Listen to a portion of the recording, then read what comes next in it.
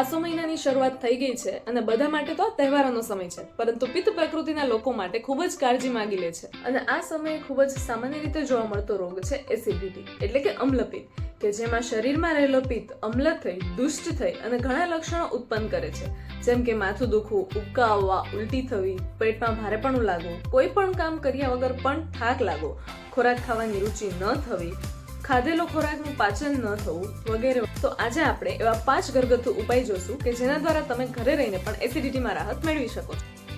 1 ચમચી ધાણાને 1 ગ્લાસ પાણીમાં આખી રાત પલાળી અને રોજ સવારે ગાળીને તે પાણી પીવું.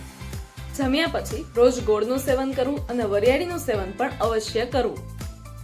રોજ દિવસમાં 5 થી 6 તુલસીના પાંદડા ચાવવા. 1 ચમચી વરિયાળી, 1 ચમચી કાળી દ્રાક્ષને 2 ગ્લાસ પાણીમાં પલાળી અને દિવસમાં 2 વાર તે પાણી પીવું. રોજ રાત્રે સમાન માત્રામાં હરડે અને ગોળનું સેવન કરવું. અને તે ઉપરાંત 3 ધ્યાનમાં રાખવાની બાબતો, જેમ કે જમ્યા બાદ રોજ વજ્રાસન કરવું, વધારે માત્રામાં ખોરાક ન લેવો અને રાત્રે સૂવાના 3 કલાક પહેલા ખોરાક લઈ લેવો. જો આ બધું કરવાથી પણ એસિડિટીમાં રાહત ન મળે તો પંચકર્મની પ્રસિદ્ધ પ્રક્રિયા વિરેચન કર્મ પણ તમે કરાવી શકો છો. વધુ માહિતી માટે સંપર્ક કરો